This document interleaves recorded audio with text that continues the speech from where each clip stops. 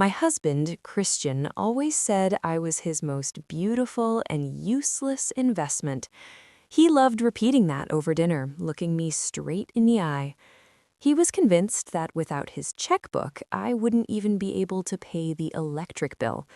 Poor Christian, he was so used to looking down at me that he completely stopped looking around. And that became the most expensive mistake of his life.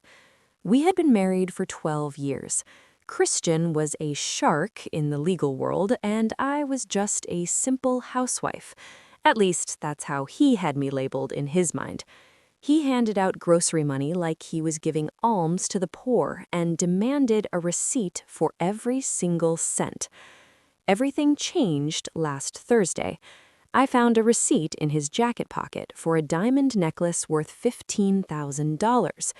I knew I didn't have a necklace like that, but I knew who did. His new assistant, Julia, wasn't shy about posting photos on her stories, captioning them, "From my favorite boss." Christian didn't know one important detail. While he was building his career, I wasn't just sitting at home.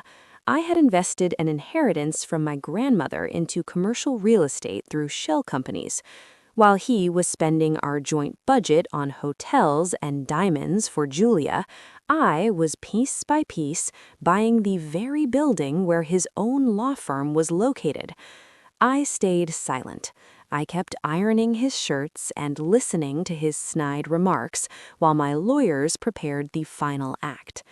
The day of the divorce was his finest hour. Christian showed up to court with Julia by his side, beaming with superiority. "Your Honor," he said smugly, "Evelyn has never earned a single dollar. I'm willing to show some charity and let her keep the old car, but the house and the accounts belong to me by right of the breadwinner." I saw Julia give a victorious smile. At that moment, my lawyer calmly placed a folder on the table. "Mr. Christian," my attorney said, "you are right. The house is not subject to division because it belongs to an investment fund called Evelyn Group, as does the office of your law firm, for which you are 3 months behind on rent. And by the way, the sole owner of that fund is your wife." The silence in the room was so thick you could cut it with a knife. Christian looked at me, and for the first time I saw not contempt in his eyes, but pure terror. He realized that everything he considered his kingdom actually belonged to the woman he thought was a nobody. I walked out of the courtroom without looking back. Christian was left there with massive debts, no office, and a mistress whose smile had vanished along with his bank account.